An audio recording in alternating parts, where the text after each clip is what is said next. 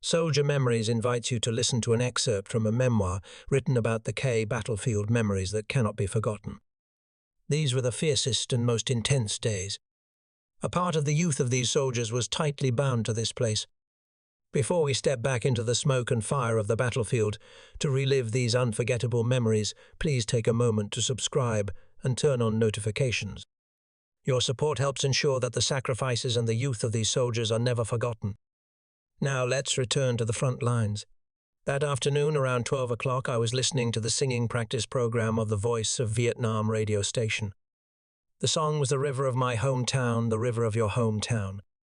I was in the bunker of Platoon 3 Company 5 holding a national radio borrowed from Battalion Two, lying on a hammock dreamily enjoying the sample singing of some singer when suddenly there were two loud mortar explosions in the direction of the ring road leading to the stream. I only had time to spring up, grab my gun hurriedly and run immediately towards the company headquarters hutch. While moving, I heard the continuous sounds of 82mm mortars firing from the other side of the border, and shells began exploding all over the unit. I rushed down into the trench and crawled into the A-shaped bunker of the company headquarters leading to the central bunker. Inside the bunker there was only the communications officer and the 120mm mortar soldier who was attached to the unit. The entire command staff was present at the platoons. Mortar shells fell densely into the position, creating thick dust. Broken tree branches fell into the trench sections and shrapnel sliced through the trees, making thudding sounds. The communications officer hurriedly lifted the handset to his shoulder and held the code sheet, and I heard someone calling on the radio. Suddenly the deputy company commander appeared and answered the message to communicate with the battalion. Because the mortar fire was too intense, all four of us crawled into the A-shaped bunker.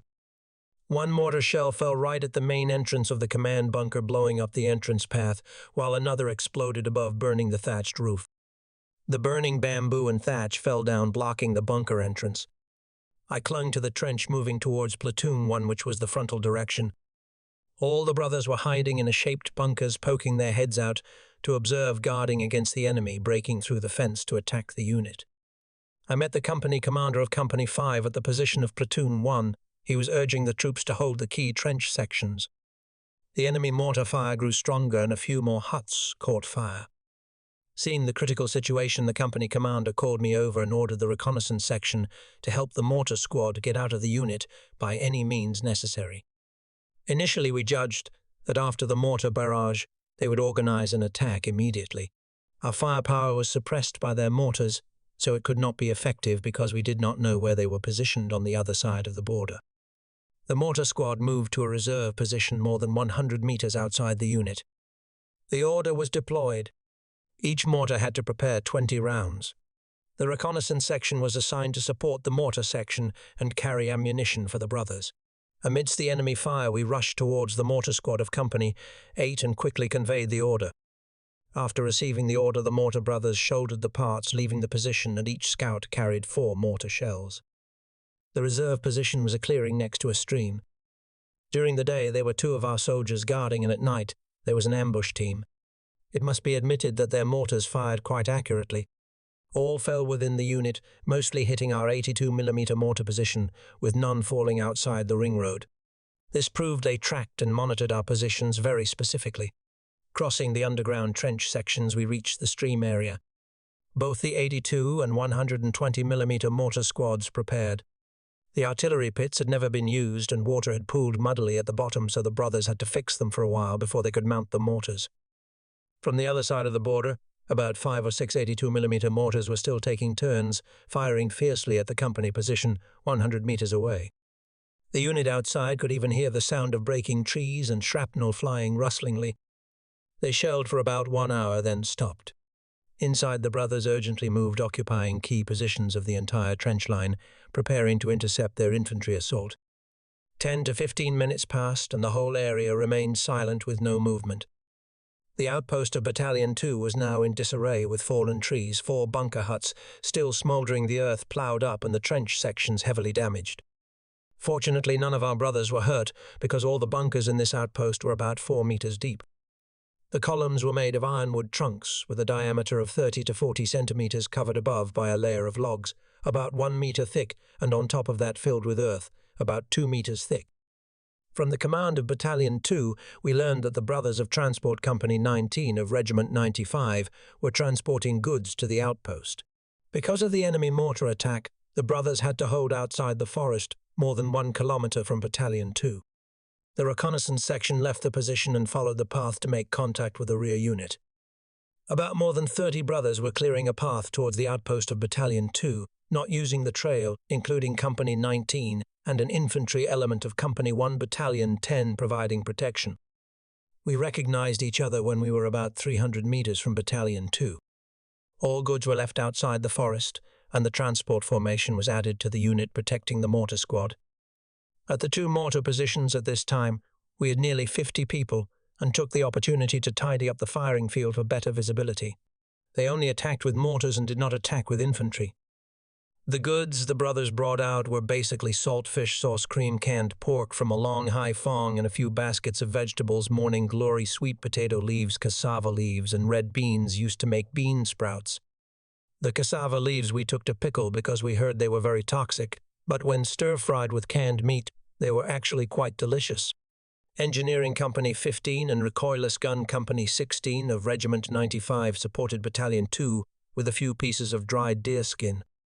That night, the mortar section still stayed outside, protected by the brothers from Battalion 10.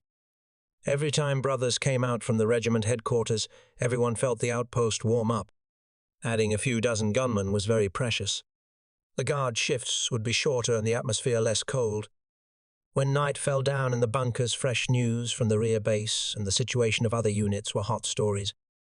The happiest thing was having a little tobacco smoke and a pot of tea giving off a fragrant scent along with letters from home. Brothers from the same hometown had nothing to gift each other. Sometimes just a jar of chili, garlic and onions pickled in brine to eat gradually was also very precious. I do not know why even the taste of a chili pepper was craved.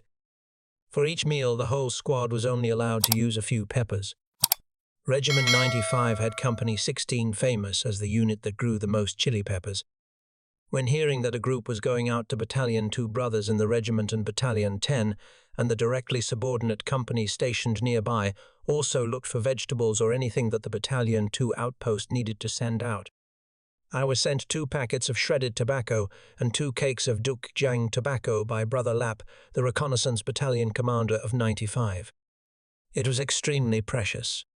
At the afternoon meal, specialties brought from the regiment headquarters were displayed all over the dining table, bowls of water, fragrant tea, steaming tobacco smoke, curling in the air. It was wonderful seeing fresh faces making life less miserable. After the enemy mortar attack on the battalion headquarters unit, the command of Battalion 2 was forced to have a new plan to fight the enemy, overcoming the passive situation. In reality, we were not passive, but the issue was the borderline. War experience was utilized to the maximum. Establishing an observation post, the battalion commander of Battalion 2 decided to look for a suitable location to place the observation post. The advance team included the commander of Battalion 2, the combat operations assistant of the battalion, the deputy commander of Company 5, and the commander of Company 8, the recoilless gun squad leader, along with division and regiment scouts and infantry brothers from Company 5. From the Battalion 2 headquarters, we marched to the location through clearing fields and followed the contour lines to approach the saddle ridge. The formation of more than 30 people was lightly equipped to make climbing easy. Trudging step by step. The rock cliffs were almost vertical, wrapped around the cracks of the cliffs were roots of cheflera trees and the bodies of vines. Scouts and combat operations assistants climbed first to open the way, having to cling to tree trunks, crawl along the cliffs, and even swing on cheflera vines to move from one cliff to another like a monkey. Performing these movements according to experience, standing and looking down into the abyss, easily creates fear. And in reality, many infantry brothers trembled like leaves when hugging the cheflera vines. This area had a lot of flat persimmons ripening yellow in bunches, looking very eye-catching. There are 2 types of persimmons. The type like the Buea macrophylla and the round type. Flat persimmons are small, but the fruit is very fragrant and sweet. Round persimmons are big, but not as sweet as flat ones. It took more than 2 hours of climbing for the advance team to reach the top of the saddle ridge, pristine, primitive and desolate, with no human footprints ever placed on this rock tip. After more than an hour of circling to find a position, finally a very suitable location was found. The observation post was a small hill tip with a flat area suitable for living of about 30 square meters. To the east of Hill 428, it was a hill tip because it lay on the saddle, having one of the highest elevations in the standing area of Battalion Two. Standing on this hilltop, one could observe the entire area of the Battalion Two headquarters and part of the contour at the foot of 428. The unique point of this position was that from the other side of the border, wanting to climb up to this hill tip, one had to overcome many vertical cliffs. But on the Cambodian side, it was gentler. One could climb up by clinging to the roots of schefflera trees in the rock crevices. To the north of the hill tip, looking towards Thailand, was very clear due to its height. After selecting the position, the scouts planted more than 10 KP2 mines around the area, marked the positions with mines, and turned back to find a way down. Because there was a large difference in elevation between the hilltop and the saddle, to ensure this movement we were forced to choose a suitable path up and down that could be maneuvered. And the extremely important thing was the element of secrecy, making it hard for the enemy to detect.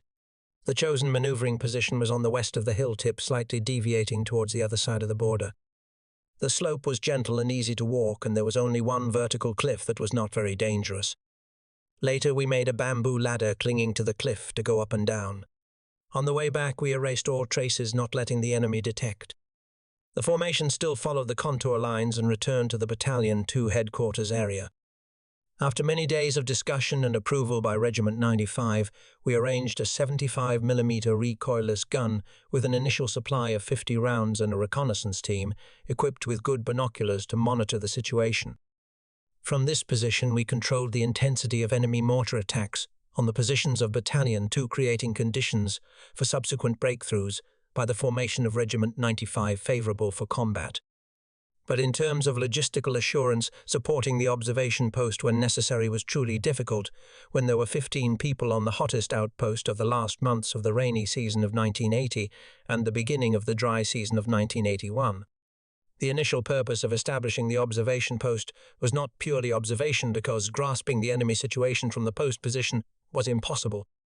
The main purpose was to observe at all costs the positions where the enemy placed firepower to attack us, combined with many other tasks, so a reconnaissance section was needed to perform this duty. At that time, all Pol Pot bases along the borderline from Preah Vihear Temple to Mount Kut and extending to Rovieng had been identified by 6-digit coordinates on the combat map of the division staff and were within the 105mm artillery range of the artillery bases of Regiment 576. Just needing an order from above allowing it, anything could happen. But this order never happened, at least until June 1984.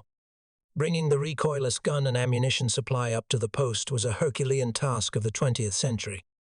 We often joked like that, only witnessing it could one see what the strength of youth was like. Moving 285mm guns of Battalion 3 Regiment 95 up to Preah Vihear Temple was much easier than this. Recoilless gun ammunition was placed in round metal tubes, and each brother had to carry 2 tubes hanging over cliffs, clinging to tree roots, crawling step by step through the gaps between 2 rock tips. Just a little negligence meant writing the line we deeply regret immediately. But with the spirit and unparalleled will of youth, everything happened well, and the majestic recoilless gun lay on the post, pointing its barrel north. Nature favored the post with a quite ideal cave when it rained. Not a single drop of water could get inside. This was the place to keep the recoilless gun at night and store the ammunition supply, as well as the place for everything of the post. Around it we built 2 floating bunkers under a big banyan tree. The bunkers were piled around with stones and covered on the outside with sandbags. Above we covered with rain ponchos. The staffing of the post was 15 brothers. In the situation where they attacked with infantry up to the post, we had to fight within 2 hours before reinforcements arrived. Firepower on the post was equipped at the platoon level and reinforced with 4 crates of 100 grenades, each produced by us. From the post, looking down into the deep abysses, purple crepe myrtle flowers bloomed all over the forest, looking very beautiful. Orchid branches hung everywhere, drooping down from tree branches swaying in the wind. Going back and forth, changing shifts, only the task of guarding in 4 directions. On the post, there was nothing to improve the meal. Wild chickens were countless, but nothing could be done because shooting would fear exposure. Occasionally we trapped a few to have fresh meat for the brothers. Later necessity became the mother of invention. Some brothers used slingshots to shoot red squirrels and striped squirrels, so almost every day there was fresh meat. The soldier's life of lacking vegetables was endless. At night, sleeping, some brothers even dreamed of eating a meal of vegetables. Every 15 days, the shift changed once. The day of shift change was as fun as a festival, only the shift change section followed the path. Up to the post, the other section did protection work, at the foot, preventing the enemy from clinging to attack. Normally, we waited until the day of shift change to go home to bathe when it rained heavily. We took the opportunity to bathe in nature. At night, sitting on guard, the sour smell from clothes rose faintly, especially from the knees. The division reconnaissance section only stayed at the post for 2 shift changes a month. Then the duty was back at division headquarters at Seri Ford. The day the reconnaissance brothers returned to the division commander thanked the political officer of Battalion Two, borrowed from Company 15 Engineers Regiment 95, a pig of about 60 to 70 kilograms to treat the attached reconnaissance section. Years later, when Commander Thang was the deputy political regiment commander of 95 and Brother Dow Company commander of 15 was battalion commander of battalion, one meeting us reconnaissance brothers at the temple, Brother Dow often mentioned the story of demanding the pig from Commander Thang. The brothers just looked at each other and laughed. Nearly 4 years later, in the reconnaissance formation of that day, 2 brothers were appointed as company commander of Company 6 and deputy company commander of Company 5 of Battalion 2 Regiment 95. It was these people who fought for survival with the enemy at Hill 428 that rainy season. Later, they continued to write combat achievements, creating the legend of Mount Cut, a golden mark marking the maturity of the generation of brothers enlisted in 1983 and 1984 from the homelands of Thuan Hai and Quang Nam Da Nang. Goodbye Hill 428. Goodbye Observation Post Battalion 2. Goodbye the bloody rainy season of 1980. Before we step back into the smoke and fire of the battlefield to relive these unforgettable memories, please take a moment to subscribe and turn on notifications. Your support helps ensure that the sacrifices and the youth of these soldiers are never forgotten. Now let's return to the front lines. From the Battalion 2 combat zone, we returned to the division headquarters base by the Siam stream. The reconnaissance unit was stationed to the east of the division headquarters across the stream. When we returned, the whole reconnaissance company only had a few sick brothers remaining at home, mostly with back pain, essentially herniated discs, while the rest had gone to be attached to regiments throughout the division. In the afternoon briefing at the division staff, I saw a stranger and asked the division information officer, learning that he was journalist Khan Van working for the People's Army newspaper. After dinner, while sitting and talking with a few brothers, he rolled up his trousers and waded into the stream to cross over to the unit. Before we could greet him, he spoke first, greeting the reconnaissance brothers and the commander. I represented the brothers to reply. At that time, he was a lieutenant colonel. He took out a pack of Tamdale cigarettes from his pocket and offered it to the brothers. I invited him into the command house, but he said sitting here talking with the brothers was fun. He asked each person about their hometown year of enlistment and family situation. He had a talent for talking very well and very artistically, but very profoundly. By nightfall, I invited him into the command bunker because there were many mosquitoes outside. Stepping into the bunker, he handed me a packet of tea wrapped in newspaper. I asked the cook to brew tea, and we sat confiding. He was the same age as my mother, born in 1927. At this age, why was he still trudging through the battlefield? He loved the reconnaissance profession very much and was very fond of the brothers. When going on missions to units, he had a habit of staying with the reconnaissance unit. Over a pot of strong tea, he and I talked until late at night. As a reporter hunting for news when he came to Division 307, the hottest spots at that time were Battalion 2 Regiment 95 at Hill 428 and Battalion 9 Regiment 29 in the Anlongveng Farm area. He had asked to go out to the Battalion 2 outpost, but the division commander did not agree because the situation at that time was quite complex. He had to stay and find ways to access war news sources, and especially the circumstances of the brothers living and fighting in the war zone. The conversation had a fairly large gap. He was a mid-level officer in the army and a journalist with an age worthy of being a parent. His political ability and bravery were solid. I was just a new officer at the threshold of stripes without stars. With perceptions far different from his, he respected the truth and spoke of things he was still concerned about regarding the situation back home. The country after the war had things that needed to be done, but had to be put aside. Policies not yet created major changes for society, especially in rural areas. The image of my mother, the same age as him, having to pick mangrove fruits and corn fruits to eat, truly moved him. He looked at me with some sympathy in every aspect of the relationship, and I looked at him with a single thought. At this age he still had to trudge to the northernmost point of this land of pagodas, where bad luck was more likely than good. He used a true story in Regiment 95, which he himself resolved after the war to speak about the realities of a soldier's life and how a soldier must view life. That officer left his poor thatched roof in a rural area of the north in May 1972, just over a month after getting married, crossing the Vin Line wall through the legendary Truong Sun Trail coming to the B3 Central Highlands front in December 1972, being a soldier of Regiment 95, fighting throughout the Central Highlands battlefield and the Central Coast in the Great Victory of Spring. 1975. Not a single letter, not a message home during those years. In 1977, as a company commander of a heroic company of Regiment 95, this officer was granted 3 months' leave. Everyone understood the mood of this officer when leaving the land of Chuni 421.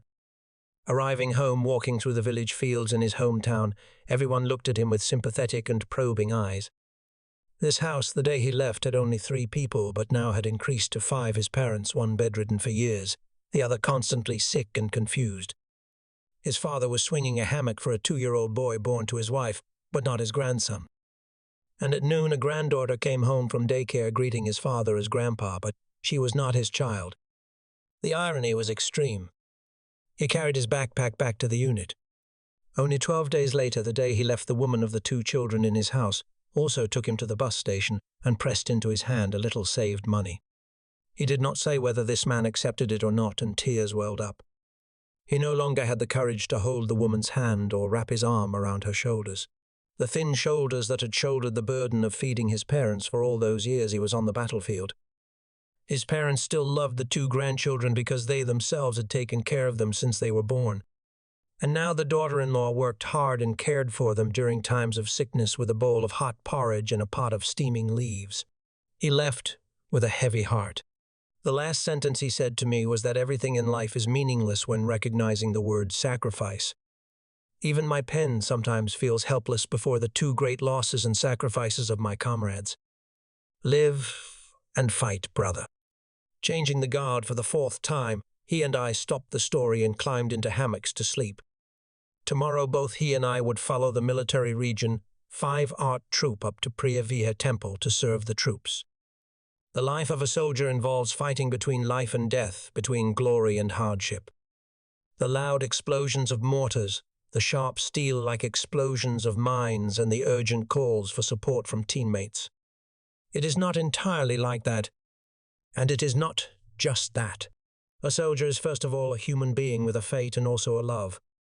It can be a chord of sublimation or just a delusion, and often a whole time for regret and only for regret. I fell into such a case. Amidst the fierce days at 428, together with brothers from Battalion 2, Regiment 95, and some old friends from my class, taking our friend Duck to his final resting place. The whole group learned that our friend had enlisted for several years and was fighting in a harsh and arduous battlefield. I was too thoughtless. When parting after the grueling exam by the Han River in Da Nang on a summer night, the cheap rice shops along Ongich Kayam Street, at the head of Trine Min, the bridge where hands let go after days of exams. From here, each person had a destiny. 5 years passed so quickly I did not have enough conditions to enter university, also had to work at everything to support myself and help part of the family. Nights tossing and turning, thinking about life, half of which was thinking about one person. Not knowing if that person, amidst the storm of war, carrying within himself all fierce toughness hid behind it, a heart still on fire or not, whether he felt that at the old school there was also someone longing for the returning footsteps, although no one knew there was such a feeling I was dazed for. Several days like a soulless person. Ah, so that was it. In class back then, why did you keep looking at me? Your family had a motorbike, but you always went out with friends on a horizontal bar bicycle with no carrier at the back. Sitting in front making me pedal almost out of breath. When going up the slope of Poet Han's tomb it was still normal. Short hair smelling of locust fruit flying in the Queen on sea breeze. The white skin on the nape of the neck. The accidental turn of the face when talking touching my face with the slightly wide round neck shirt. All had been programmed and had a clear tactical intent. Now at Hill 428 it is just regret. We return and thank the silent farewell. Autumn yellow leaves regretting in human hands. The Pol Pot remnants returned after being breathed life into and strengthened, accompanied by harboring and nurturing, conducting guerrilla warfare with new insidious tricks.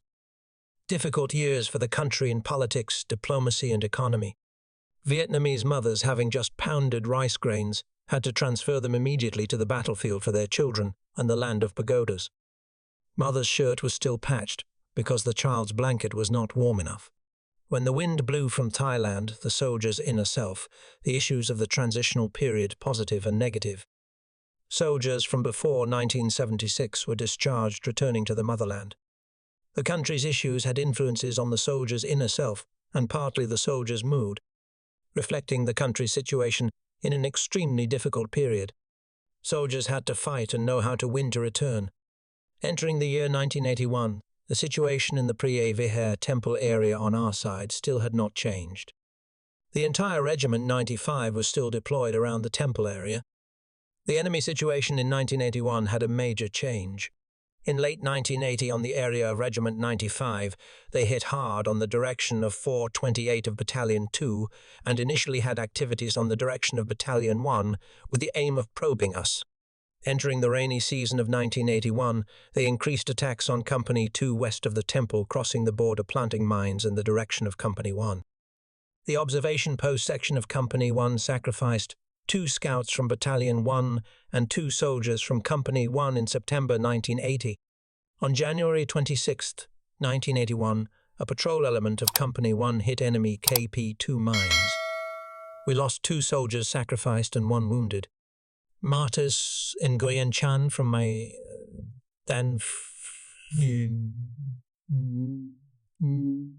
Both martyrs were 1978 soldiers, and a few days later, right in this area, Mr. Nguyen Phay from the same hometown and the same enlistment batch as Martyr Tam discovered a new type of mine, the 652A, on the road, and neutralized it, bringing it back to Regiment 95 engineers for study. This was considered the first 652 mine detected in the combat area of Division 307. Mr. Nguyen Phay later became an emulation soldier of Front 579 and Military Region 5 with outstanding achievements in neutralizing mines. At the Emulation Soldier Congress of Military Region 5 in 1981, a journalist wrote a poem dedicated to him. At that time, in the entire Front 579 mentioning Nguyen Phay, almost everyone knew he was discharged in late 1983. In this phase, our brothers had to suffer many casualties caused by enemy mines. Not because the brothers were subjective, but because the density of enemy mines was too thick, distributed over a wide area with many different layout methods. Throughout 1981, I learned that Company 1 and Company 2 of Battalion 1 Regiment 95 sacrificed about 10 brothers due to mines. Entering 1981, the Pol Pot remnants were nurtured by forces and tolerated by the Thai authorities, hiding under the old forests along the Thailand-Cambodia border. Pol Pot began to send troops to harass us, and your government establishing bases deep in the interior of Cambodian land. Observing the equipment of Pol Pot, we saw that they were equipped almost entirely new. The mines, guns, and ammunition we captured were all very new. Clothes were not black but green, famous as Pol Pot shirts, which all our brothers liked. Every Pol Pot soldier had a brand new Seiko watch, just needing a water canteen they could go and return easily. When meeting us fighting, they just needed to cross the border, and it was considered safe. On the other side of Hill 300 of Company 11 Battalion 3, they even had a farm for people to increase production, as if it were their land.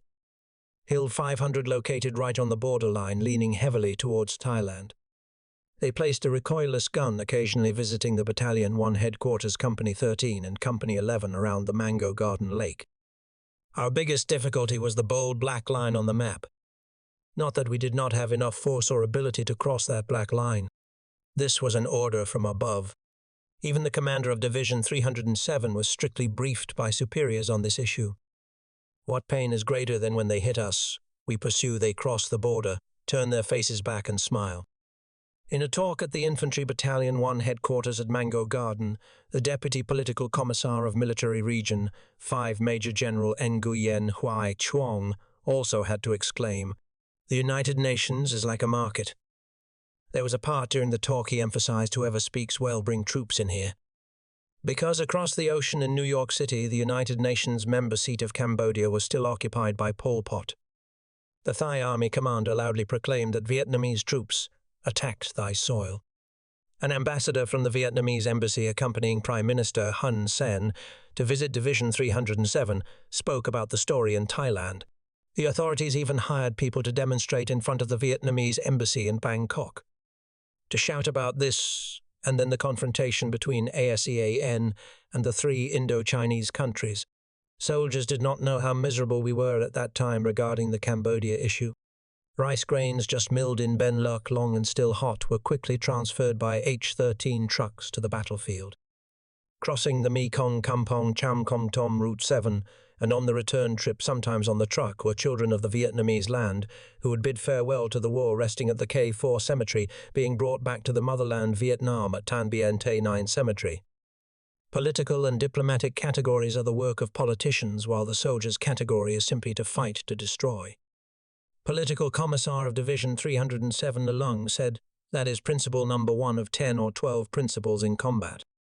For the Vietnamese volunteer soldier, the Holy Land is not in the north, the direction in front with deep old forests, sheltering the executioners of the era equipped with brand new weapons, the soldier's Holy Land. We are in the east and southeast from Dong Van to Koh Mau Cape, the ES-shaped strip of land looking out to the Pacific Ocean with blue sky and windy afternoons. And what happens must happen. Must fight at all costs. Fight to win and return. War does not have the concept that wherever weapons are stored, that place is inviolable." The last days of the lunar year, the Cambodian forest suddenly bloomed with bamboo flowers. At the foot of the contour lines, thorny bamboo remained only trunk. Bamboo branches with flowers fluttering in the wind, still the peak of the Cambodian dry season. Dipterocarp forests, shedding leaves, forests burning endlessly and the sun scorching the whole horizon. Streams remained only sand and rocks, wild chickens crowing, little clumps of trees hovering at the foot of the Dongrek Range, wild apricots, blooming scattered, and various orchids also blooming on tree trunks. Information reported that the enemy was operating very regularly in the area of Mount Cut Hill 677. A unit of Group 5504 at Chom Kasan had ambushed this area several times, but never destroyed the enemy.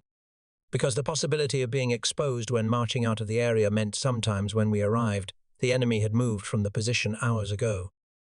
The division staff decided to use Platoon 3 of the Division Reconnaissance and a force of Battalion 7 Regiment 29 at Siam Ford to carry out this pursuit with a force of about 40 people equipped with 2 PRC, 25 radios under the general command of a sergeant deputy. Company commander of Regiment 29, a 1977 soldier, a son of the revolutionary homeland of Dien Ban Quang, Nam from Division 307 headquarters. The formation went towards 428, cutting along the border contour lines. The report was accurate. Here the enemy frequently used small forces to transport weapons into the area of the southern districts of Pri Viher and Kampong Tom. Their paths were as dense as a chessboard and all started from the other side of the border. After observing the terrain of their moving direction, the reconnaissance and infantry commanders agreed to intercept them from behind. During this time we no longer used claymore mines, so we were forced to follow them closely. Since their force was not large, our force divided into 4 groups, blocking the intersections along the border, each group about 1 kilometer apart, to easily support each other. Around 9 in the morning on the 3rd day, our advance group reported enemy presence. From the mountain crevices we observed 11 enemies carrying full weapons, carrying goods, crossing the border. We did not advocate attacking immediately, but let them be followed.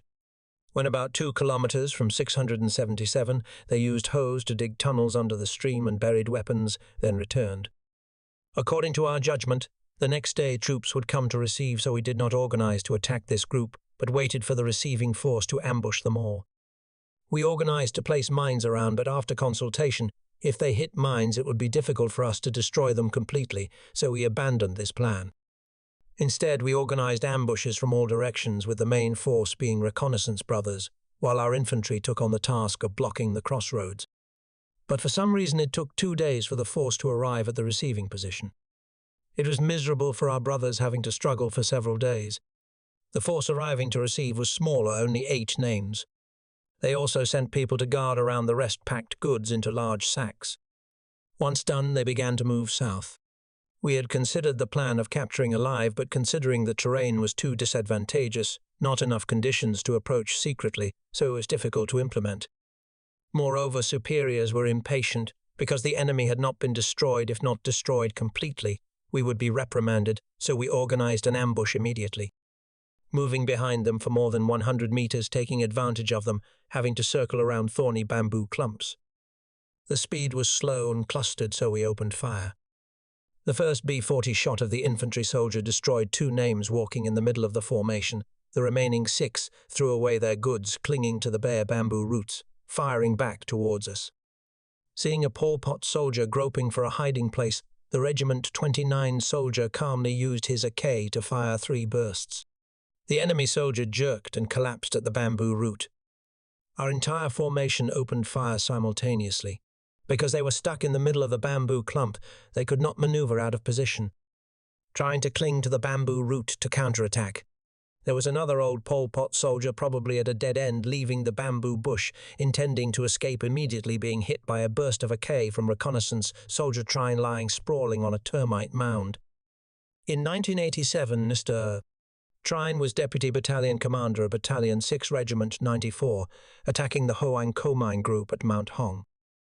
After more than 15 minutes of firing, we completely destroyed the enemy transport group, seized all weapons and goods they carried, mainly new B-40 ammunition, along with some KP-2 mines being cleared from the battlefield on the border side.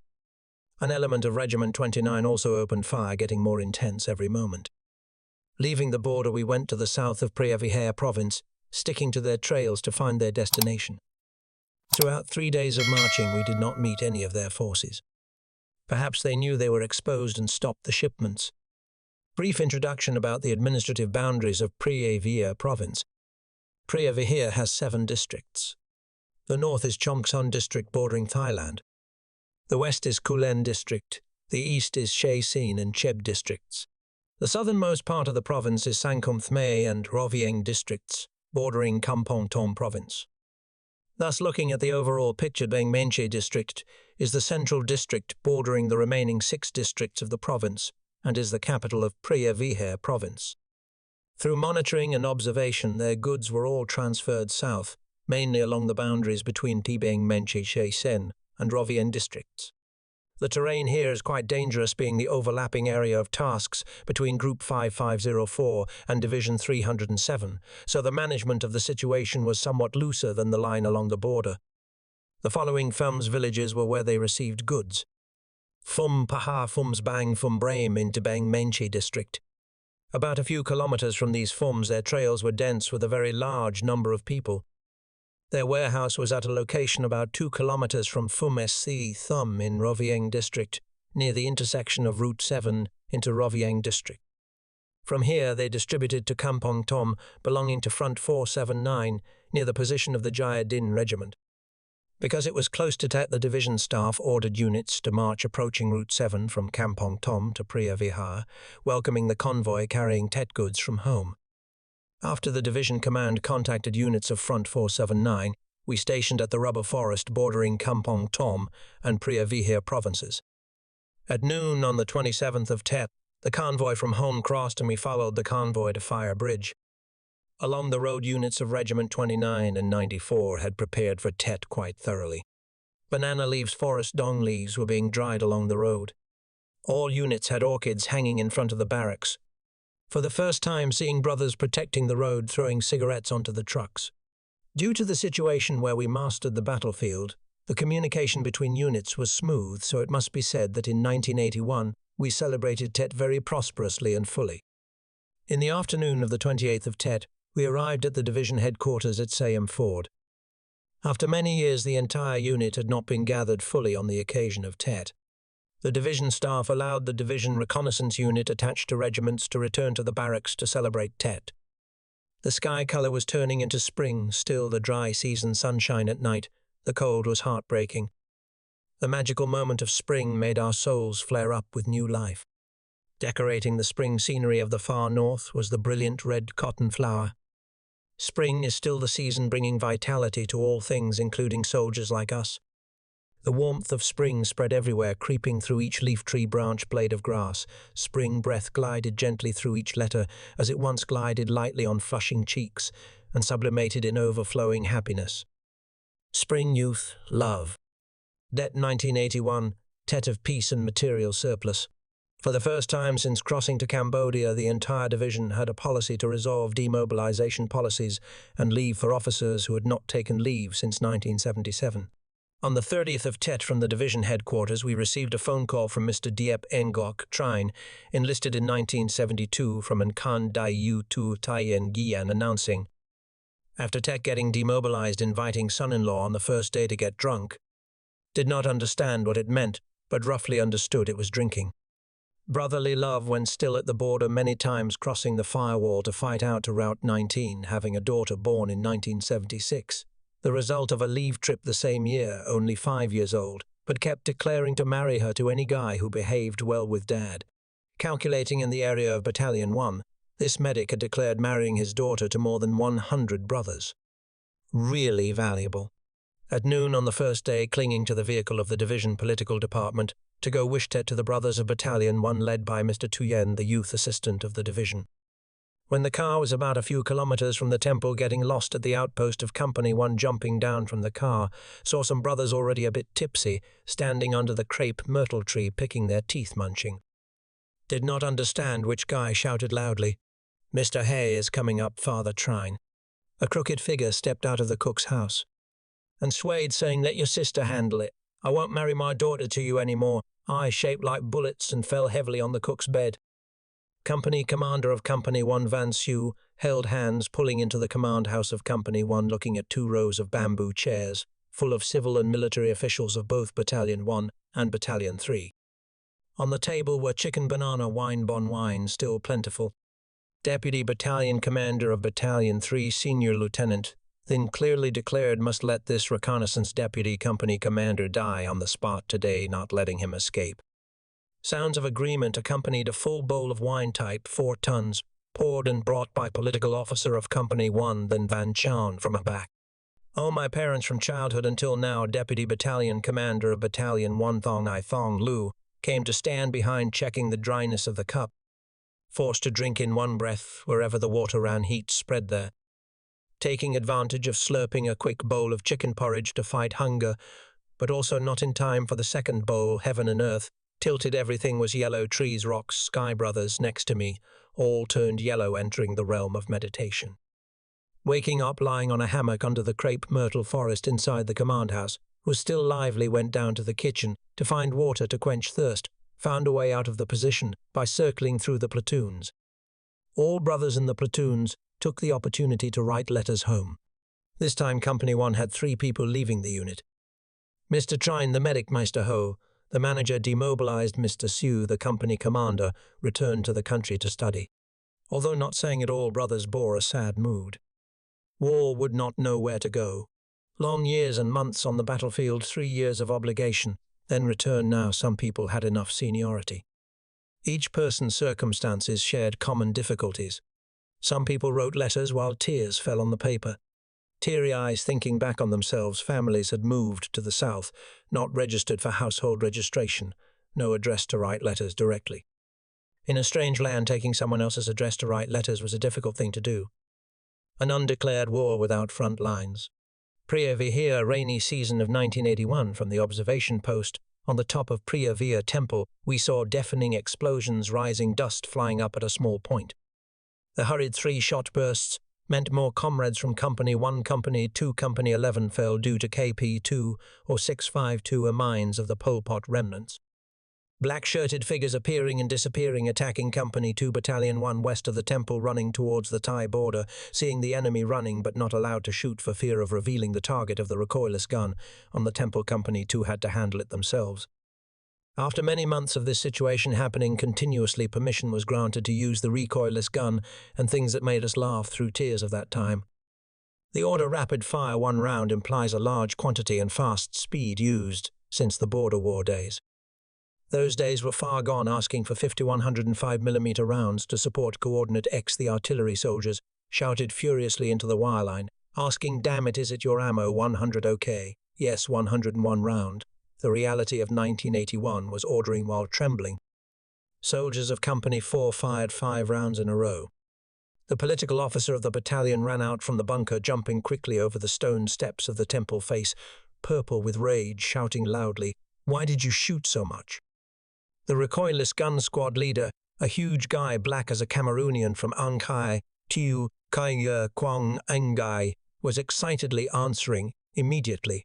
"I heard the commander order on the radio, rapid fire. Didn't you hear the phrase 1 round?" "No, I only heard the word rapid, so I fired. I didn't hear the later part." "Next time you must hear the full order, finish the sentence, then shoot." "Understood, yes." The political officer of Battalion 1 just turned away. The whole squad looked at us, laughing with satisfaction. That afternoon at the briefing, the political officer of Battalion 1 lectured the company commander of Company 4, Brother Fan, about the recoilless gun firing in the morning. About near the end of the People's Army radio program, past 21 hours, I saw Brother Fan call me out of the bunker and invite me to the recoilless gun squad. In his hand he held a canteen of wine brewed by our soldiers and called Brother Do. "Squad leader Do, I have wine, you have chicken." 2 chickens became sacrifices for the drinking session, lasting until the end of the 4th guard shift about 2 in the morning. Regiment Commander of 95 Major Levandi and Battalion Commander of Battalion 1 Captain Tranbai Khan looked down from the observation post at the area the regiment was responsible for. Old forests in the green leaf season, the purple color of crepe myrtle flowers dense all over the sky. Both shook their heads warily, going into the command bunker. A plan was formed. A few days later, the division reconnaissance section was ordered down to the Battalion 1 headquarters in the Mango Garden area, a few kilometers from the Temple Foot, to receive a new mission. Here there were already Captain Han, Chief of Staff of Regiment 95, and Brother Lap, Reconnaissance Company Commander of 95. Looking at the maps with horizontal S shapes drawn, I understood the intention of the Regiment 95 command. Reconnaissance of 95 took charge of the area between the observation post of Battalion 1 and Hill 300 of Battalion 3. We took charge of the area between Hill 300 and 428 of Battalion 2. Each group had about 20 people equipped with PRC-25 radios and under the general command of Brother Lap. Regiment 95 assigned the mission, so we did not have to report to the division staff about our mission. After receiving the mission, I and Brother Lap went to Company 13 120mm mortar of Regiment 95 to find lunch, because we heard the brothers of Company 13 just had a gift from nature, a wild boar weighing over 100 kilograms. While waiting, I and Brother Lap checked our mission again. We understood very clearly about this mission. On the other side of the border, they were establishing civilian concentration areas, civilians following them, plus wives and children of Pol Pot and Pol Pot troops forming their bases. Through the mission before Tet later assigned to Group 5504 to be responsible, we had seen their way of conducting war. The area undertaken by Division 307 was too wide, stretching along the borderline from Long Ven to the border. The division's troop strength could not be distributed to cover the assigned area. The supply route was horizontal along the Dangrek Range, too difficult and unsafe in the rainy season. Around key points they increased, planting dense mines, causing quite a few casualties for us in the early rainy season of 1981. The chosen plan had no other way but to defend from where they started. We set out again according to the chosen motto. And the Battle of Battalion 3 was the battle that broke the defensive thinking for diplomatic reasons.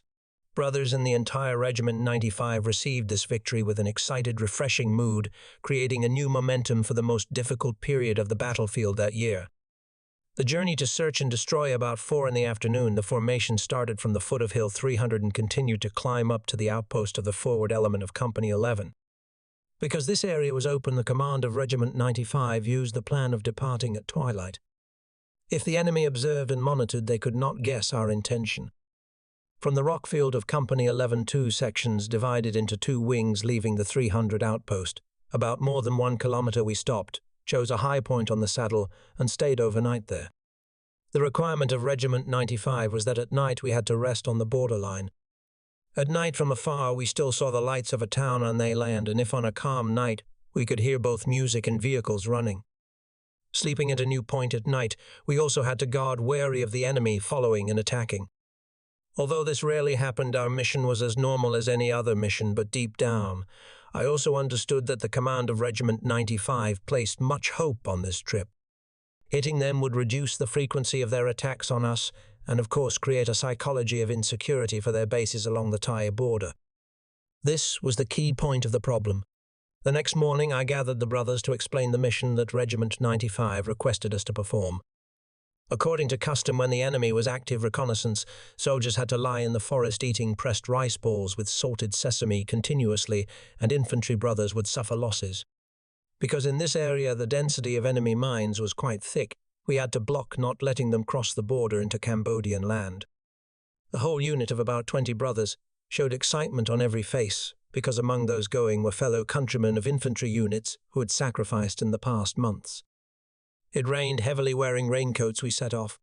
The old forests along the border were dense. Rain falling through the forest canopy remained only as mist droplets.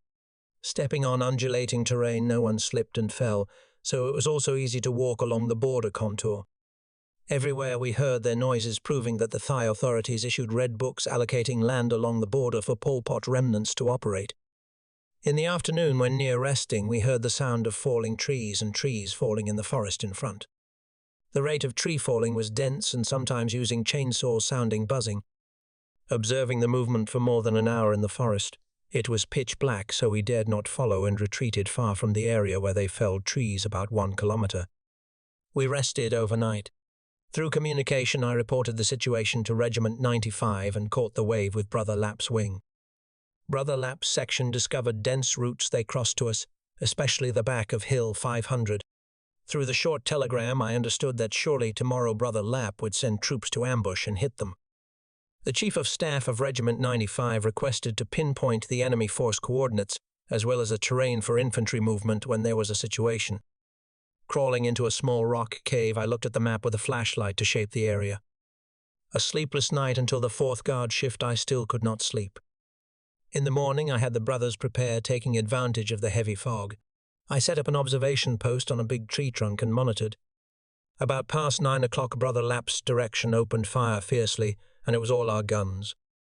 About nearly 10 kilometers from our position, when guns fired home, asked us twice, and we replied there was no need for contact, so home could be assured.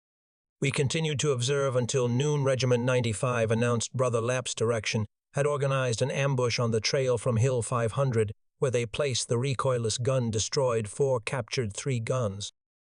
We were safe and had returned to the post of Company 1. At the contact time, I reported briefly on the enemy situation to the Regiment 95 command. The enemy was stationed on a flat hill tip, sawing trees to make bunkers. The Regiment 95 command ordered to follow the enemy urgently, cautiously, not to be exposed. We organized 2 groups to follow the enemy. The area the enemy stayed was flat land full of young ironwood trees. They went to saw trees somewhere about 100 meters away. We observed them from 2 high hill tips. These hill tips were quite open. Our brothers had to camouflage watching them walk in the outpost, and the force going out to saw trees, we guessed about nearly 100 names. Because the area was quite wide, soldiers wore clothes like Pol Pot equipped with U.S. guns. I could not distinguish AR-15 or M16. Through the report of the advance element, the command of Regiment 95 decided to use Battalion 3 to uproot this base of theirs, and the brothers of Battalion 10 had the task of replacing the positions of Battalion 3. In the evening, after receiving the telegram and judging the situation, the brothers of Battalion 3 approached the positions around outpost 300 of Company 11. At this time, 1 platoon of Company 1 replaced them. Looking at the terrain and the enemy's layout, our observation range. That night I could not sleep, visualizing the way to fight tomorrow. Just using the force of 2 companies could clean up this base. During this time, the force of units in Regiment 95 was almost true to the staffing. Must use the method of attacking quickly and strongly, overwhelming in a short time and withdrawing quickly, preventing support from their soldiers. Finished preparing the situation to report to Battalion 3 tomorrow. I took the opportunity to take a puff of tobacco for warmth, because it kept drizzling all night and I didn't know when I fell asleep. The next morning in the communication session with home, the reconnaissance section prepared to make contact with the Battalion 3 wing. The ambush battle began. A reconnaissance team was assigned to contact the brothers of Battalion 3. It was still raining heavily. I and the remaining section continued the task of observing and monitoring them. Around the unit they had 3 guard posts in 3 directions. But the guy guarding our direction was a lazy guy with many bad habits. All morning he sat looking at the sky and earth, then slept. The cigarette on his lips was always burning. Perhaps it was because of the cold rain. The white smoke rising in the middle of the rainy season looked very craving. Near noon I received news that the cadre force of Battalion 3 had stuck close to the area. I turned back, crawling through the canopy of trees they had felled to return to the assembly position.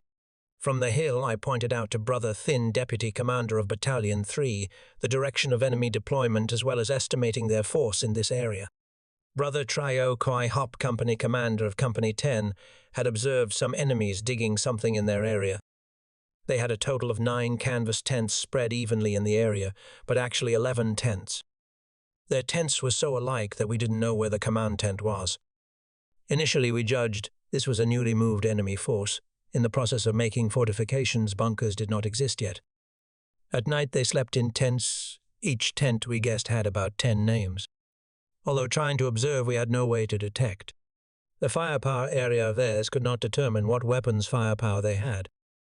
Brother Thin intended not to use the battalion's firepower brought along because there were many disadvantages easily detected by Thailand. He was very hesitant in this matter. The 12.7mm gun brought along was not seen mentioned by him. Brother Thin's initial plan was to attack with 2 prongs, with an ambush in the rear. Through observation and thinking all night, I discussed with Brother Hop to organize an attack in a sharp point and double arc formation. No need to ambush, because we would attack quickly and withdraw quickly. Brother Trio Din Shuyen of Company 9 also agreed with the fighting method I and Brother Hop proposed. Brother Thin did not agree with this fighting method because he was afraid that deploying like that the formation would not be neat. The sharp point prong not covering the whole area would create gaps. They would easily escape.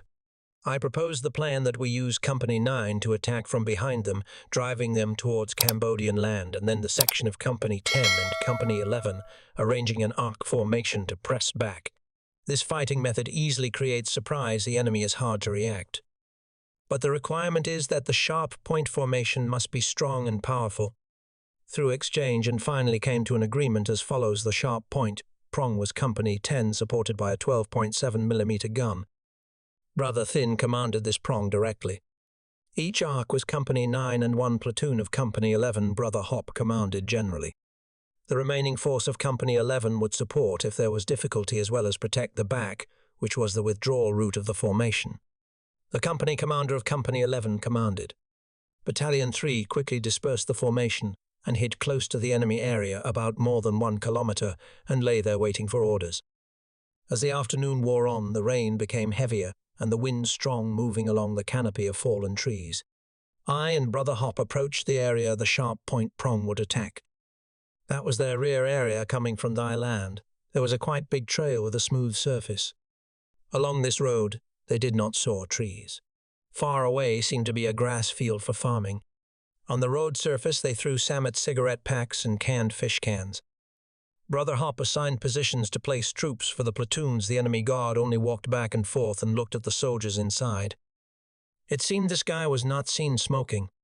Our position and the enemy were more than 100 meters apart. It was still raining pitch black. Near dark, Brother Hop and Company 10 officers moved the formation into troop placement positions. The night still rained, but lighter, and there was wind. Taking advantage of the tree trunks they felled in the forest, a canopy covered a whole area. I stretched a rain poncho one end high, one end low, for water to run off. Hung the hammock about 20 centimeters from the ground, applied mosquito repellent, and lay still. Brother Hop lay on the other side of the tree canopy. My mission here was almost done. Now it was the infantry brother's job, and tonight I had to sleep one night to regain strength, because the responsibility now belonged to Brother Thin of Battalion 3. No need to worry about anything. Inside there were noises like weapons clashing and their talking. But it's too dark. What to do now? Brother Hop crawled over to me and asked worriedly, "Is there any chance they detect us and withdraw to attack from behind?" I laughed and said back, arranging like this: "If they attack from behind, which direction would they attack?" He was silent and seemed worried. Brother Thin and the 12.7mm gun lay behind us a few dozen meters away, not convenient to crawl over to ask his opinion. Honestly, I was also a bit worried because attacking an empty area would be considered done for. The enemy had some hiding from the barracks into the civilian area for something because that night was Saturday night. Too tired, I fell asleep without knowing. Sleeping soundly, Brother Hop woke me up. Looking at the watch, it was past 4 o'clock dark, not seeing anything. Brother Thin moved a 12.7mm gun over here and prepared to approach the target. More than 10 people moved guns and ammunition into position. The gun crew mounted the gun-loaded ammunition and waited for G-hour. The east had brightened, overlapping green mountains appeared, but still no movement from them was seen. If attacking out in the open grass field, seeing people clearly meant opening fire, but due to the old forest blocking light, Brother Thin would order fire when the sun rose above the mountain. The sky brightened gradually, their tents appeared silently. Now discovered the guard soldier he was sitting on a double-layer nylon hammock above was a green corrugated iron sheet bent into a roof arch. He was smoking the hammock, swaying clearly, seeing red spots when he dragged. Another guard from another direction crawled over. They exchanged something. The guy sitting on the hammock jumped down, walking towards our arc direction. A moment later heard pots and pans clanging above and rustling sounds coming out from the tents. Brother Thin swept his eyes, looking at our brothers, waiting for orders. The B-41 gunner of Company 10 was preparing to open fire. A large plume of smoke rose. They cooked rice. Actually, they boiled water to make coffee and instant noodles.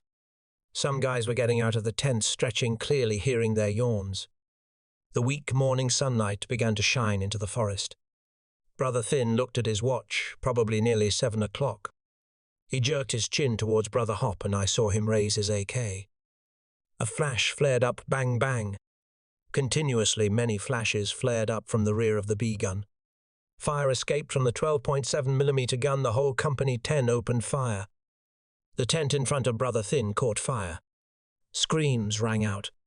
Their tents began to move. Our AKs fired ceaselessly towards the enemy. The enemy, sleeping, not knowing what happened, threw off tents, running desperately towards Company 9, the arc direction. The 12.7 gun stopped firing and Company 10 brothers charged into the enemy area.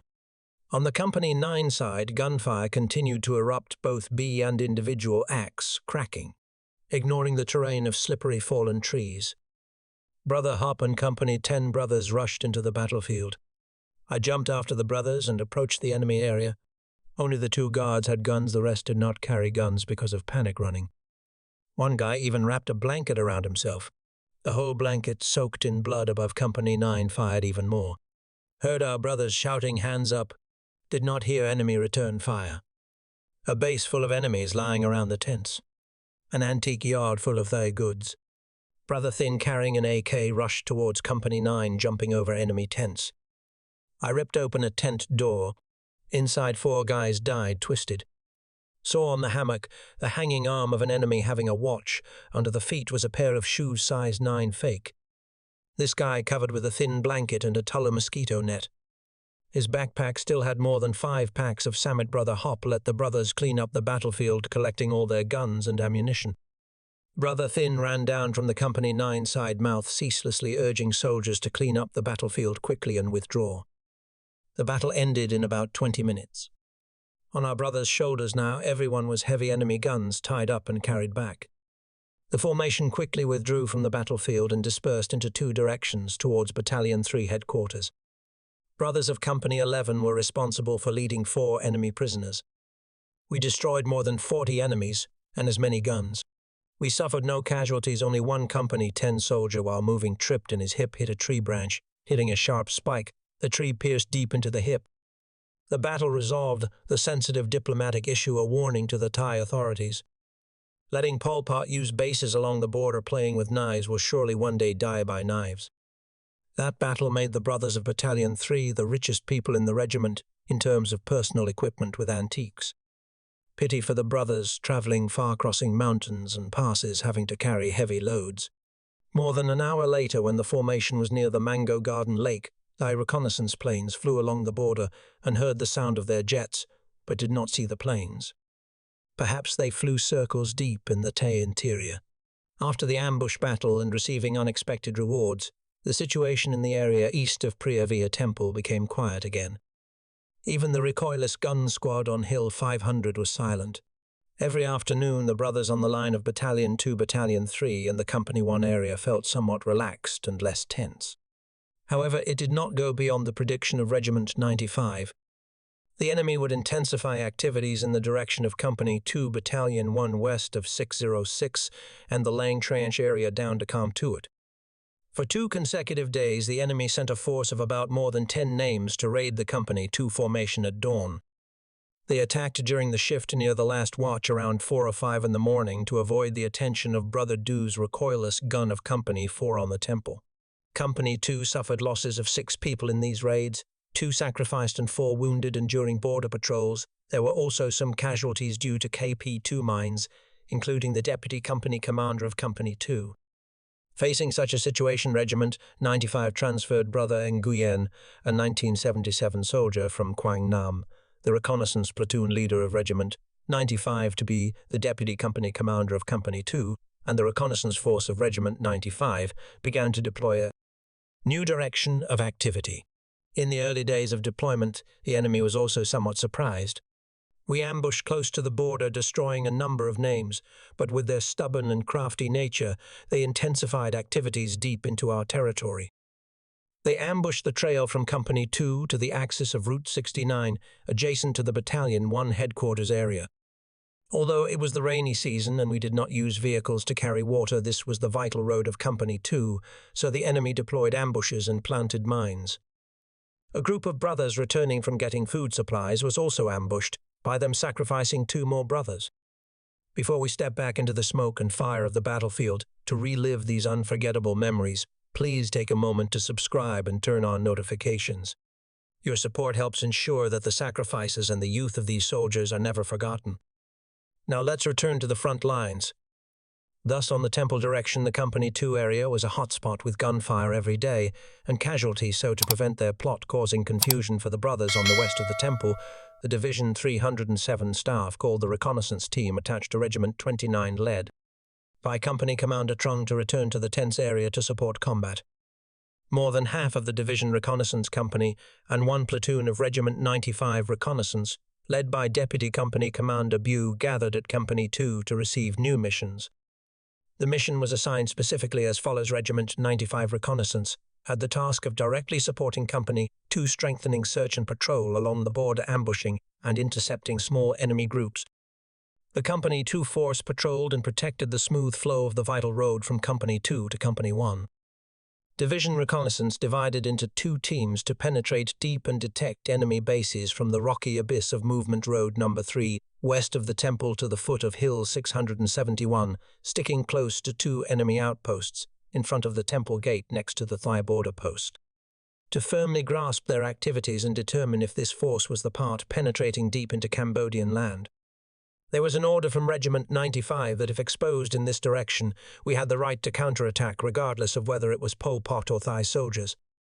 But if not exposed, absolutely do not open fire, because these 2 outposts were located right on the borderline, easily blocked by the artillery fire, making it difficult to resolve battlefield policies. The 82mm mortar and recoilless gun squads on the temple prepared to release ammunition upon request into their 2 outposts. Due to working for many years in the Battalion 1 area, the direction I assumed was in front of the temple. Company Commander Trung and more than 10 other brothers took the direction of Hill 671. After agreeing on the combat coordination plan with Battalion 1 Regiment 95, the teams set off from the Company 2 outpost, looking towards Priyavia Temple. The rains poured down water, and a forest of purple crepe myrtle flowers stretched endlessly on the contours of Hill 606. From Company 2, we divided into 2 wings towards Movement Road No. 3, having to go in 2 accompanying directions because this was an area easily attacked from behind. Each team walked 100 meters apart and met under the cliff with a big crepe myrtle tree blooming purple. It was still raining lightly. Crossing a clearing, we reached the foot of 606, and here the two formations combined into one circling the western mountainside to cross into Thailand. Throughout the journey we discovered quite a few enemy traces. This proved one thing: above the shape of Hill 60 was us, but below the cliffs was the enemy, their path worn smooth, and the entire formation only followed their axis. The closer to the border, the clearer the signs became, so there was no doubt any more. It was the enemy in the Pari area in front of the temple gate that was the force crossing to attack Company 2. Past noon we reached the borderline. Regiment 95 indicated the team to ambush and monitor the enemy. Not crossing the border in a hurry, we clung to the cliffs, close to the enemy's path, and waited. All afternoon there was no movement, so the formation withdrew towards the west of the temple, taking advantage of the high terrain and distance from the market to rest for the night. The brothers suggested planting mines on their path, but the Battalion 1 commander did not approve because it would reveal our presence. Moving to a new position to rest for a night, monitoring movement, but seeing nothing, only movement in the San Naga area of the patrolling Company 4 brothers. The next morning we continued to follow their path. The closer to the high land, the easier the road became due to flat land. When barely finishing the curve bordering the position of Company 3 above Hill 60, we detected the enemy moving. There were 5 names equipped with B-40 moving along the road towards Cambodian land. Due to the assigned mission not to attack this group, the section of Company 2 and Regiment 95 reconnaissance had the task of intercepting them. When penetrating into the Company 2 direction after reporting to Battalion 1, we received orders to leave half the troop strength on this side of the border. The remaining part followed their path, continuing to cling to see where they were positioned in front of the temple gate. Following for more than an hour, we discovered their barracks. Because the area was quite dangerous, the formation retreated, examining the entire terrain and how the force was arranged. Where they lived was a rocky field along the edge of the dense forest, about 200 meters from the barrier flying the Thai flag. The Thai border post was about 150 meters in front, and floating on the ground was 6 thatched houses in a vertical row along the edge of the rock field. Monitoring until lunchtime, we discovered there were about 50 to 60 names here. When they ate, nearly a dozen names were seen bustling in front of each house. Their dining table was made of wooden planks, joined together about 4 meters long. They sat eating properly as if nothing was happening. While monitoring what they were doing in the afternoon, we heard gunfire in the direction of Company 2. At first there were bursts of a K, then a B-40 exploded, then both sides simultaneously opened fire with X and B-40s exploding loudly. The sound of bullets leaned more towards our side, and this battle only lasted about 7 minutes, then the gunfire stopped. According to the contract, when they retreated, we also did not attack, because basically maintaining maximum secrecy, the force followed them. In the afternoon, their remaining troop strength did many different jobs. They had a force carrying hose to go for production and a force at home, hanging around doing what was unclear. Their production force was about more than 30 names walking in a vertical line deep into their land. There were a few Thai soldiers wearing camouflage uniforms walking around on the rock field, not seen exchanging anything. While engrossed in monitoring the enemy group inside, the guard reported there were enemies. This was the enemy group that went in the morning, intercepted by our force at the foot of 606. They only had 3 guys left, 2 guys carrying 2 black nylon sacks, and 1 guy carrying a B-40 and an AK. From a distance of more than 50 meters, using binoculars to observe carefully, we saw both guys carrying the body of a dead guy. The first guy carried a sack with 2 legs sticking out, clearly walking while holding the 2 legs. The guy behind carried a sack. When walking at close range, a head was discovered sticking out.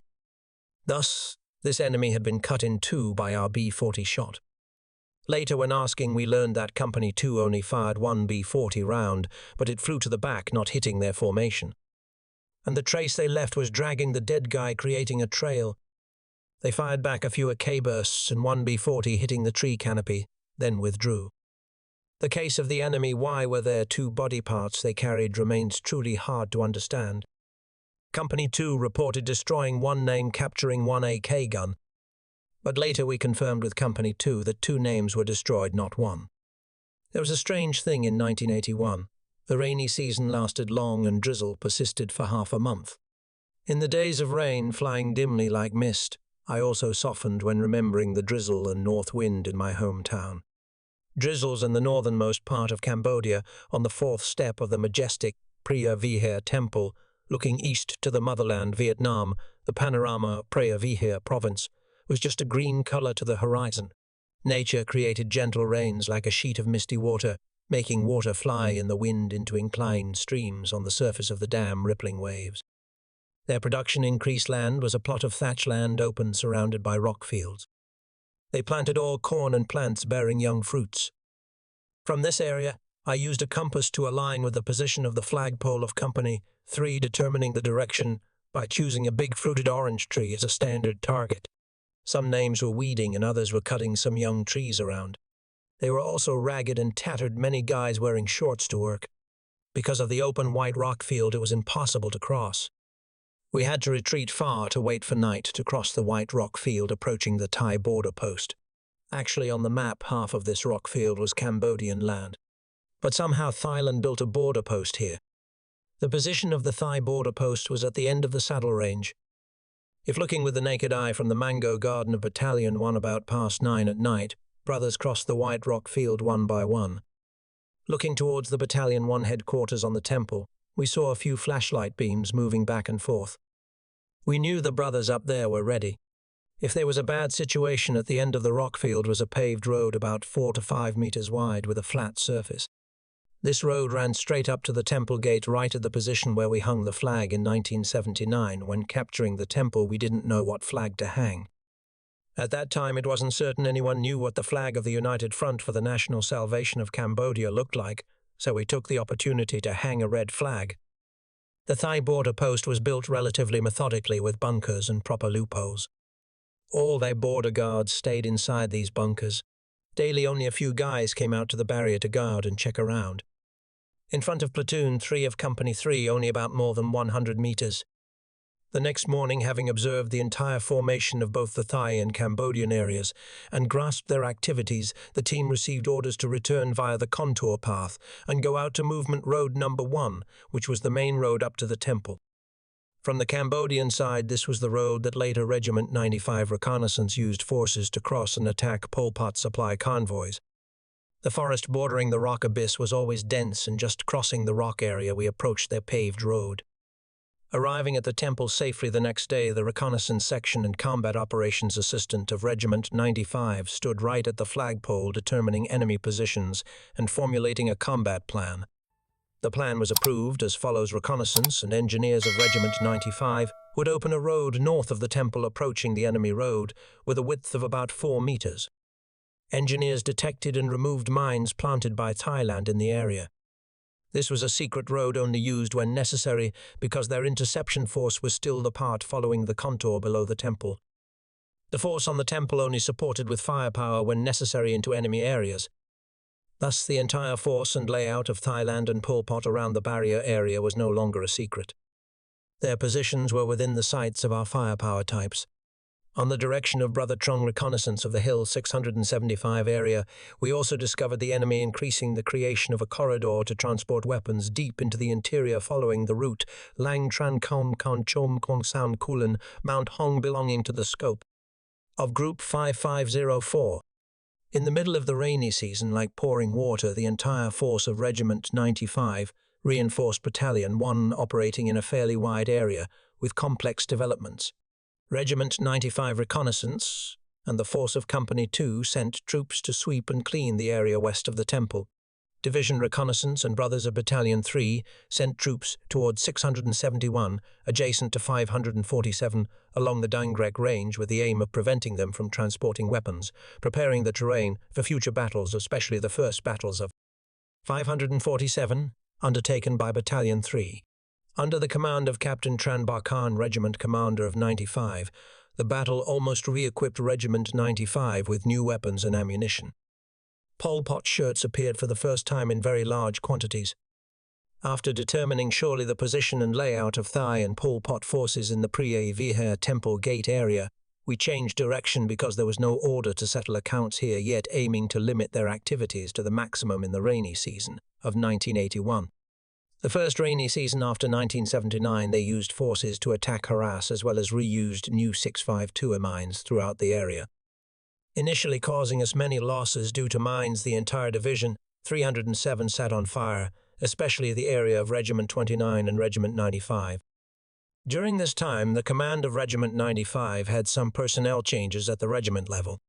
Battalion Commander of Battalion 1 Tran Khan became Chief of Staff of Regiment 95, a cadre who had experienced the front lines of the division formation, with his current position as Chief of Staff had immediate thoughts.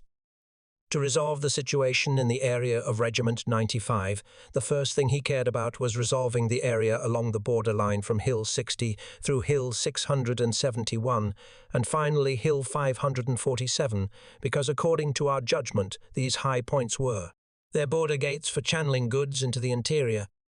At that time, each regiment had a battalion acting as a mobile force. Regiment 95 only had Battalion 3 capable of maneuvering. To perform the regiment's mission, since the enemy force was not very strong, yet mainly guerrilla warfare, Battalion 3 poured all its force into this mission. Company 12 firepower of Battalion 3 was equipped like a real infantry company, and the strongest firepower was B-40, B-41. The division reconnaissance section attached to Company 9 and a part of Company 11 went towards 547, led by Deputy Battalion Commander of Battalion 3 Thin. It was still the rainy season, the sky white and grey. The old forests were thick. The formation advanced with countless difficulties, wet like drowned rats all day. At night changed to dry clothes to sleep, drying wet ones on the hammock end. Forest rains accompanied by wind blew up the canvas roofs, making sleeping clothes no longer dry. The cooks, despite trying their best, could not provide decent meals. Eating undercooked rice, drinking stream water was common occurrence. Brothers with fever were supported by healthy brothers to overcome the fever and advance with the formation. At night, bodies hot like fire, and by midnight chills reaching the bone marrow. Convulsions, groans throughout the night. Almost the entire formation could not sleep. The next day the march continued, now typing these lines. I also don't understand how back then our soldiers could overcome such jungle fevers.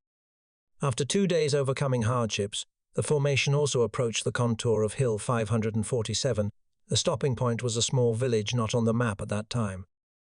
This village had about more than 40 thatched houses surrounded by planting thatch and pomelo. Looking at the enemy ox cart tracks, we imagined this road led to Phum Kam Tuo. Observing the terrain, Brother Thin deployed forces around the village, not inside the village.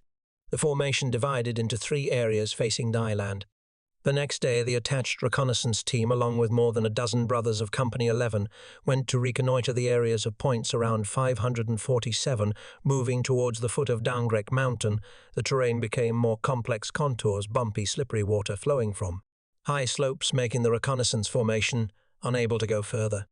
The formation stationed and patrolled around for 3 more days, detecting nothing, so the formation withdrew directly towards Phum Kam Tuot. On the way back, we discovered new enemy ox cart tracks. Since then, the position of Hill 547 was officially included in the division's combat list. From this objective omission at the end of that dry season, we discovered the enemy concentrated hundreds of regular troops here, just less than 2 kilometers from where we reconnoitred in the rainy season, having proper barracks like a large base, and the Battle of Base 547. For the first time at the end of the dry season of 1981, like the high points along the Dangrek Range, the direction towards Thailand was gentle, but from the Cambodian side up the rock, cliffs were vertical. Looking from afar was terrifying. Hill 500 was one of the most vicious points in the entire borderline undertaken by Division 307. Speaking of the verticality of the cliffs, it only lost to Base 547 through 3 reconnaissance trips, one with reconnaissance of Battalion 407 sappers. Everyone was weary. Trip 1 checking terrain, choosing climbing spots. Trip 2 with sapper reconnaissance going along. Officially climbing a section. Trip 3 was the actual practice of the sappers. The enemy did not stay permanently at this position. Occasionally feeling bored with life, they brought guns up to shoot at our positions along Route 120, like Mango Garden of Battalion 1 Company, 13 120mm mortar of Regiment 95 and Company 11 of Battalion 3. There was once a formation carrying goods to the outpost of Company 1. Because one brother did not wear a hat, just covered his head with a white towel. They detected and fired 3 recoilless gun rounds, but due to the dense bamboo forest terrain, no one was hurt. But since that time, soldiers of Company 1 were scared to death, daring not to wrap towels on their heads instead of hats. That time the observation post of Company 1 detected the enemy appearing on the other side of the foot of 500, carrying something very heavy. Receiving the report from Regiment 95, the division staff urgently brought the sapper element from division headquarters up, coordinating with Division and Regiment 95 reconnaissance, determined to take this enemy recoilless gun. The mission assignment was quite clear. Regiment 95 reconnaissance went in the direction of the Company 1 observation post, cutting across contour, 200 under the foot of 500, lying in ambush and grasping the situation. This section was commanded by Brother Boo, Deputy Reconnaissance Company Commander of Regiment 95. Division Reconnaissance and Sapper Brothers gathered from Outpost Hill 300 of Company 11 Battalion 3 and approached the cliff, leaning east. This forest was denser, the slope not very steep and many vines clinging to the rocks, especially schefflera trees. Because they observed brothers of Company 15 engineers of Regiment 95 using chainsaws to clear both sides of the road to the Company 1 outpost, controlling their use of the dense forest to ambush, cut communication wires and plant mines on the road, so they brought the recoilless gun to place on the hill to attack this section. Because the gathering point from Hill 300 to the cliff was difficult, the brothers in this direction approached early. Departing at about 3 in the afternoon, the Regiment 95 reconnaissance section departed later to maintain secrecy. The entire attack formation was equipped with a K200 rounds and 2 grenades per person. The formation consisted of 17 people in charge by me. Sapper 407 had 2 scouts. Division 307 Reconnaissance 10 officially participated in climbing the mountain. 12 protected the withdrawal route at the foot of the cliff. 5 scouts of Division 307. The afternoon meal was dry provision 781 and hot tea. At twilight the formation began to climb the mountain. Truly arduous, still rainy season, so moss clinging to the rock face was plentiful, places where water flowed out from rock crevices, wetting people, but was a wonderful, cool, refreshing drink. The formation spread horizontally, climbing slowly and carefully. Just one slip and all bad things would happen. Trudging, clinging to each root branch of schefflera trees, clinging in rock crevices. After more than an hour of climbing, when reaching the middle of the cliff, our brothers rested to regain strength, scooping handfuls of water to splash on faces coolly. And so a few times then the hilltop appeared a patch of open sky. Resting to regain strength for the last section, began dividing approach points, still silently and quietly. The strength of youth, along with the survival instinct rising, would overcome all obstacles and difficulties to complete the mission. When the entire formation had occupied the last stone steps of the high point, the wind blew coolly. In just a few minutes, soaked backs would dry instantly. Not delaying a moment, the brothers spread out to positions and rested to regain strength. At positions with favorable terrain, we arranged the entire formation facing the direction of the Company 1 observation post, the sun glowing in the east, checking the formation one last time, exactly as determined on the sand table at home. Waiting for G hour before moving out from outpost 300, a sapper soldier from Quang Bin looked up at the top of 500 and said, "Damn it, we will catch you." I laughed, hearing him use the term of address, "we grandfathers." Sitting watching each patch of light gradually revealing from the east, I remembered this sentence of the sapper guy that was the mission of this battle. The sky brightened gradually, faces clear. A wide and flat rock field at the protruding point of the outermost rock tip still had a few recoilless gun shells left. Looking through the surrounding positions, I saw the heads of brothers covered with sapper hats, peeking behind rocks and bushes, still silent as a sheet, hearing no movement. Below the foot of the hill, I heard the saws of Company 15 engineers felling trees loudly. Actually, the brothers all had bunkers around the fallen trees and rotated, felling over a wide area, not concentrated as before. 2 hungry ghosts appeared carrying back baskets, each carrying 2 ammunition tubes, 4 guys carrying the barrel with a lump behind, and legs made of big bamboo placed in a cross shape. The 2 carrying ammo turned down again and continued to pass up to the rock field. Brother Khan Sapper, deputy platoon leader, a Quang Nam soldier enlisted in 1978, winked at me and signaled circling arms, implying capture alive. Looking back, our formation was thin, not really knowing the enemy's troop strength. Terrain was dangerous. Capture alive. Then lead which way? What if there was enemy rescue force? Thoughts flashed continuously in my head. Finally, I decided to open fire to attack, not to capture alive. This was not very necessary, I decided, so we quickly mounted guns, turned barrels towards the temple foot. The names carrying ammo continued to pass up because we couldn't approach the rock cave area where they hid ammo, so we didn't know their troop strength for sure.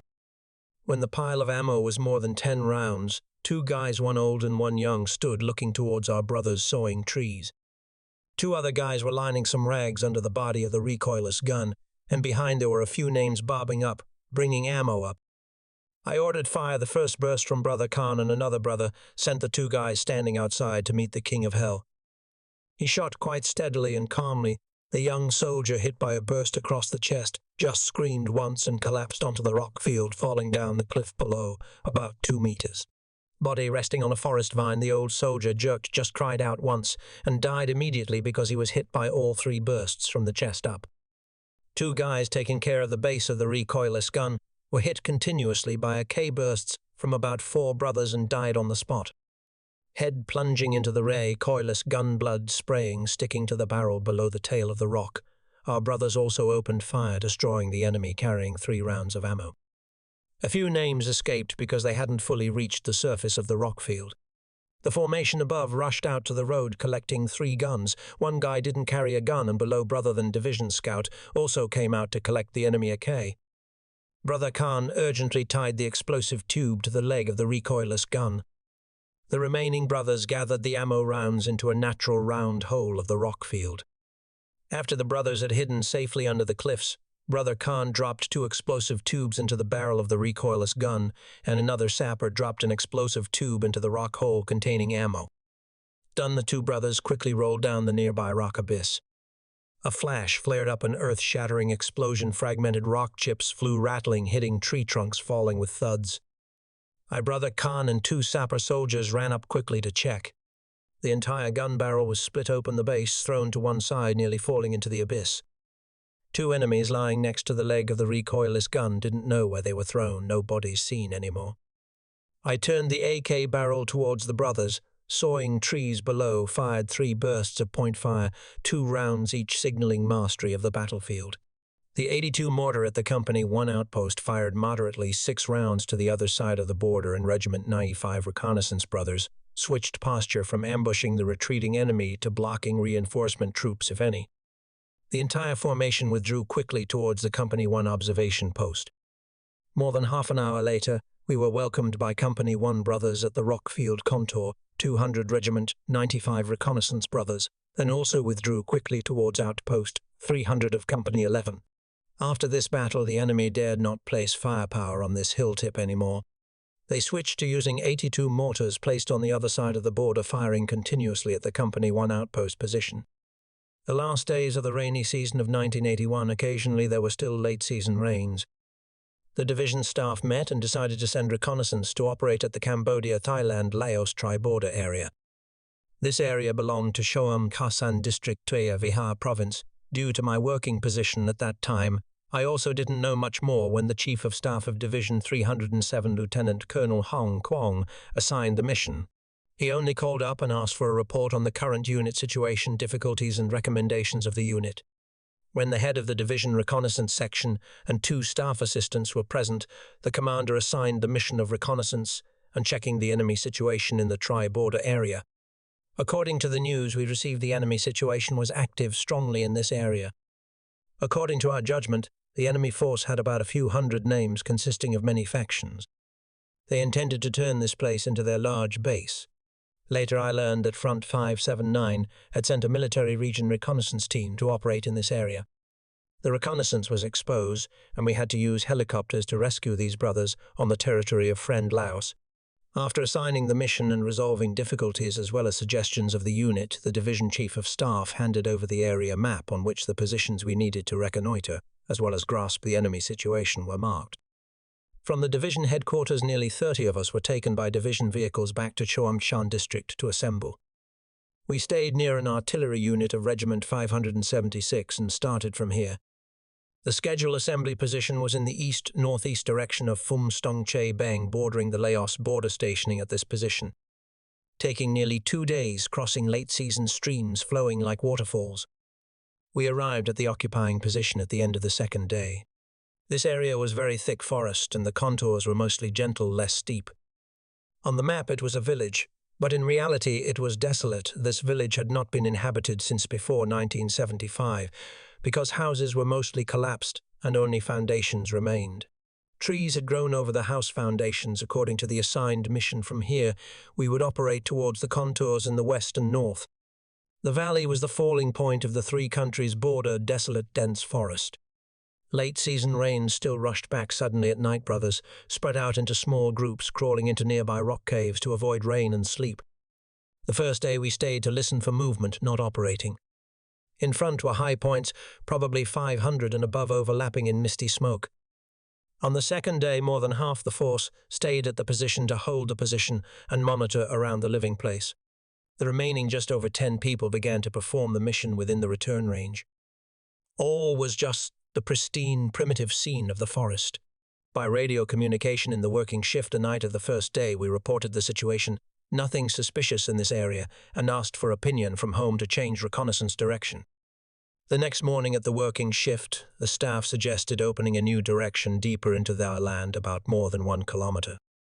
Possibly they relied on high points along the border not located in the valley. The formation had to move to a new location according to the division's direction. It took nearly a day for us to approach the top of Hill 746. Hill 746 was a position with a wide view of the whole area.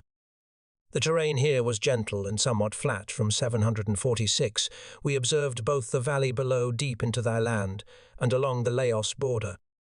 We were wrong to misjudge the enemy's position. Below the valley along the Dongrek range was the enemy's rear base. From high above at noon, in clear sky, bright corrugated iron roofs, clustered together in horizontal rows, facing Laos land, were very clearly visible. About a few square kilometers wide, the distance between their camps was quite far. We reported to the division staff and received instructions to carefully observe the surrounding terrain, organize enemy reconnaissance at all costs. Must droid.